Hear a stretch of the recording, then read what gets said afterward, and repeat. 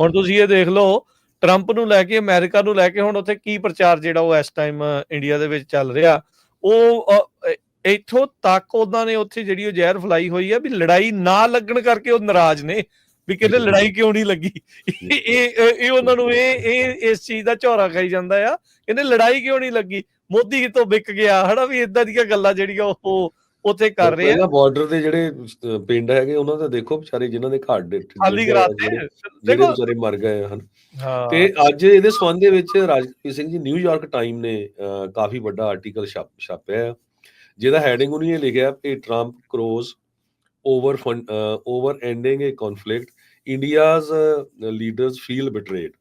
ਕਹਿੰਦੇ ਬਈ president Trump ਨੇ ਬਾਰ-ਬਾਰ ਕਿਹਾ, ਪਹਿਲਾਂ ਵਾਸ਼ਿੰਗਟਨ DC ਦੇ ਵਿੱਚ ਕਿਹਾ ਭਈ ਅਮਰੀਕਾ 'ਚ ਭਈ ਐਜ਼ ਏ ਪ੍ਰੈਜ਼ੀਡੈਂਟ ਮੇਰੇ ਜਿਹੜੇ ਸੈਕਟਰੀ ਆਫ ਸਟੇਟ ਮਾਰਕੋ ਰੂਬੀਓ ਤੇ ਵਾਈਸ ਪ੍ਰੈਜ਼ੀਡੈਂਟ JD ਵੈਂਸ, ਉਹਨਾਂ ਦੇ ਸਦਕਾ ਹੀ ਜਿਹੜੀ ਇੰਡੀਆ ਤੇ ਪਾਕਿਸਤਾਨ ਦੀ ਜੰਗ ਆ ਉਹ ਅਸੀਂ ਰੋਕਣ 'ਚ ਕਾਮਯਾਬ ਹੋਏ ਹਾਂ। ਹਾਲਾਂਕਿ JD ਵੈਂਸ ਨੇ 4-5 ਦਿਨ ਪਹਿਲਾਂ ਹੀ ਕਿਹਾ ਸੀ ਵੀ ਸਾਡਾ ਕੋਈ ਲੈਣਾ ਦੇਣਾ ਨਹੀਂ, ਇੰਡੀਆ ਪਾਕਿਸਤਾਨ ਜੋ ਮਰਜ਼ੀ ਕਰੇ, ਪਰ ਇਹ ਵੀ ਟਰੰਪ ਦੇ ਉੱਤੇ ਨਹੀਂ ਨਾ ਜਾ ਸਕਦੇ। ਜੀ ਹਾਂ। ਸੋ ਉਹ ਤੋਂ ਬਾਅਦ ਕੱਲ ਸਾਊਦੀ ਅਰੇਬੀਆ 'ਚ ਜਾ ਕੇ ਟਰੰਪ ਨੇ ਇਹ ਕਹਿਤਾ, ਪ੍ਰੈਜ਼ੀਡੈਂਟ ਟਰੰਪ ਨੇ, ਉਹ ਕਹਿੰਦੇ ਵੀ ਇੰਡੀਆ ਪਾਕਿਸਤਾਨ ਜਦੋਂ ਜੰਗ ਹੈ ਚੋਟੀ ਤੇ ਪਹੁੰਚ ਗਈ ਸੀ ਤੇ ਮੈਂ ਉਹਨਾਂ ਨੂੰ ਕਿਹਾ ਭਈ ਅੱਜ ਦਾ ਜਿਹੜਾ ਸਮਾਂ ਆ ਉਹ ਮਿਜ਼ਾਈਲਾਂ ਸਿੱਟਣ ਦਾ ਸਮਾਂ ਨਹੀਂ, ਟ੍ਰੇਡ ਕਰਨ ਦਾ ਸਮਾਂ ਹੈਗਾ ਆ। ਅਸੀਂ ਦੋਨਾਂ ਮੁਲਕਾਂ ਦੇ ਨਾਲ ਬਿਜ਼ਨਸ ਬੰਦ ਕਰ ਦਾਂਗੇ ਤੇ ਹੋਰ ਵੀ ਬਹੁਤ ਕੁਝ ਐਕਸ਼ਨ ਲਵਾਂਗੇ। ਕਹਿੰਦਾ ਤਾਂ ਕਰਕੇ ਜਿਹੜੀ ਲੜਾਈ ਹੋਈ ਆ। ਹੁਣ ਇਹ ਤੋਂ ਜਿਹੜੇ ਪਾਕਿਸਤਾਨ ਵਾਲੇ ਆ ਉਹ ਤਾਂ ਖੁਸ਼ ਆ, ਪਾਕਿਸਤਾਨ ਵਾਲੇ ਤਾਂ ਕਹਿ ਰਹੇ ਆ ਵੀ ਜੀ ਜਿਹੜੇ ਪ੍ਰੈਜ਼ੀਡੈਂਟ ਟਰੰਪ ਆ ਉਹਨਾਂ ਨੂੰ ਨੋਬਲ ਪੀਸ ਪ੍ਰਾਈਜ਼ ਮਿਲਣਾ ਚਾਹੀਦਾ ਆ, ਨੋਮੀਨੇਟ ਕਰਨਾ ਚਾਹੀਦਾ ਉਹਨਾਂ ਨੂੰ।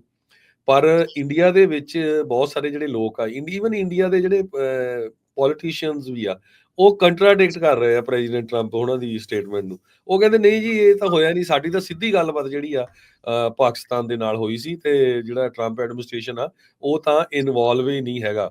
ਰਣਧੀਰ ਜੈਸਵਾਲ ਜੋ ਮਿਨਿਸਟਰੀ ਦੇ ਸਪੋਕਸ ਪਰਸਨ ਹੈਗੇ ਆ, ਕਹਿੰਦੇ ਵੀ conversation was between India and Pakistan ਤੇ USA ਨਾਲ ਹੋਈ ਨਹੀਂ। ਦੇਖੋ ਕਿੰਨਾ ਝੂਠ ਮਾਰ ਰਿਹਾ ਵੀ ਹੁਣ ਟਰੰਪ ਥੋੜਾ ਝੂਠ ਮਾਰ ਰਿਹਾ, ਇੱਥੇ ਵਾਸ਼ਿੰਗਟਨ DC 'ਚ ਵੀ ਤੇ ਸਾਊਦੀ ਅਰੇਬੀਆ ਦੇ ਵਿੱਚ ਜਾ ਕੇ ਵੀ, ਹਨਾ। ਸੋ ਆਹ ਸਿਚੁਏਸ਼ਨ ਆ ਤੇ ਲੋਕ ਹੁਣ ਮੋਦੀ ਸਰਕਾਰ ਦੇ ਉਲਟ ਵੀ ਬਹੁਤ ਆ ਭਈ ਤੁਸੀਂ ਦਿਖਾਲ ਤਾਂ ਆ ਰਹੇ ਸੀ ਤੇ ਹੁਣ ਤੁਸੀਂ ਚੁੱਪ ਕਰਕੇ ਜਿਹੜੇ ਬਹਿ ਗਏ ਹੈਗੇ ਆ। ਤੇ ਉਧਰ ਪਾਕਿਸਤਾਨ ਵਾਲੇ ਜਿਹੜੇ ਆ ਉਹ ਭੰਗੜੇ ਪਾ ਰਹੇ ਹੈਗੇ ਆ, ਹਨਾ। ਹਾਲਾਂਕਿ ਉਹਨਾਂ ਦੇ ਵੀ ਬੰਦੇ ਉੱਥੇ ਮਰੇ ਹੈਗੇ, ਉਹਨਾਂ ਦਾ ਵੀ ਨੁਕਸਾਨ ਹੋਇਆ ਹੈਗਾ।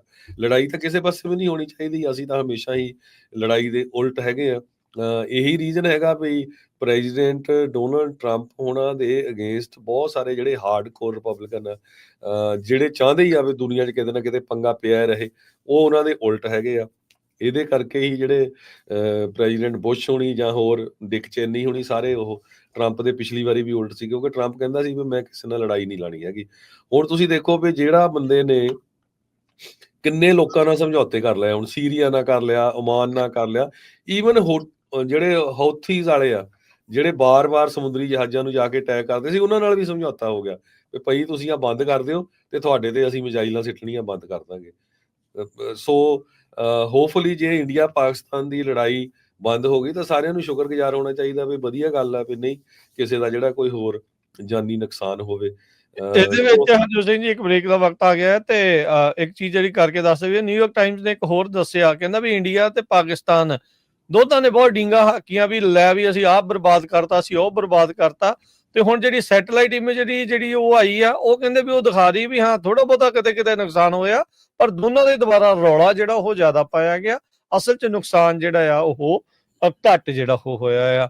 ਚਾਹੇ ਉਹ ਭੁਲਾਰੀ 에ਅਰਬੇਸ ਸੀਗਾ, ਨੂਰ ਖਾਂ 에ਅਰਬੇਸ ਸੀਗਾ, ਜਿੱਦਾਂ ਪਾਕਿਸਤਾਨ ਵਾਲੇ ਕਹਿੰਦੇ ਵੀ ਉਧਮਪੁਰ ਦਾ ਜਿਹੜਾ ਉਹ ਟੋਟਲੀ ਉਹਨਾਂ ਨੇ ਨਸ਼ਟ ਕਰ ਦਿੱਤਾ। S-400 ਆ, ਉਹਦਾ ਜਿਹੜਾ ਨੁਕਸਾਨ ਹੋ ਗਿਆ। ਇੱਕ ਹਾਂ ਫੌਜੀ ਮਰਿਆ S-400 ਦੇ ਉੱਤੇ ਕੰਮ ਕਰਨ ਵਾਲਾ। ਇਹ ਹੁਣ ਇਹ ਇੱਕ ਥੋੜੀ ਜਿਹੀ ਜਿਹੜੀ ਆ ਉਹ ਚਿੱਥਣ ਵਾਲੀ ਗੱਲ ਆ ਵੀ ਅਸਲ ਦੇ ਵਿੱਚ ਕੀ ਵਾਕਿਆ ਹੀ S-400 ਨੂੰ ਨੁਕਸਾਨ ਹੋਇਆ, ਕਿਉਂਕਿ ਮੋਦੀ ਜਿੱਥੇ ਪਹੁੰਚਿਆ ਸੀ ਆਦਮਪੁਰ ਦੇ ਵਿੱਚ ਤੇ ਉਹ ਤਾਂ ਦੱਸਦੇ ਸੀਗੇ ਵੀ ਰਡਾਰ ਵਗੈਰਾ ਜਿਹੜਾ ਕੁਛ ਨਾ ਕੁਛ ਚੀਜ਼ਾਂ ਜਿਹੜੀਆਂ ਉਹਦੀਆਂ ਮਿਸਿੰਗ ਸੀਗੀਆਂ ਉਹ ਜਾਣ ਕੇ ਨਹੀਂ ਦਿਖਾਈਆਂ ਜਾਂ ਅੱਧਾ ਹੀ ਦਿਖਾਇਆ ਆ। ਸੋ ਉਹਦੇ ਪਿੱਛੇ ਕੀ ਕਾਰਨ ਆ, ਉਹ ਸਾਰੇ ਜਿਹੜੇ ਡਿਫੈਂਸ ਐਨਾਲਿਸਟ ਆ ਉਸ ਨੂੰ ਜਾਂਚ ਜਿਹੜੀ ਉਹ ਕਰ ਰਹੇ ਆ। ਪਰ ਇਹ ਆ ਵੀ ਨਿਊਯਾਰਕ ਟਾਈਮ ਇਹ ਸ਼ੋ ਕਰ ਰਿਹਾ, ਇਹ ਦਿਖਾ ਰਿਹਾ ਆ ਵੀ ਦੋਨਾਂ ਮੁਲਕਾਂ ਦੇ ਦੁਆਰਾ ਰੌਲਾ ਜ਼ਿਆਦਾ ਸੀ, ਨੁਕਸਾਨ ਜਿਹੜਾ ਓਵਰਆਲ ਇਹਨਾਂ ਨੇ ਇੱਕ ਦੂਜੇ ਦਾ ਘੱਟ ਉਹ ਕੀਤਾ ਹੈਗਾ।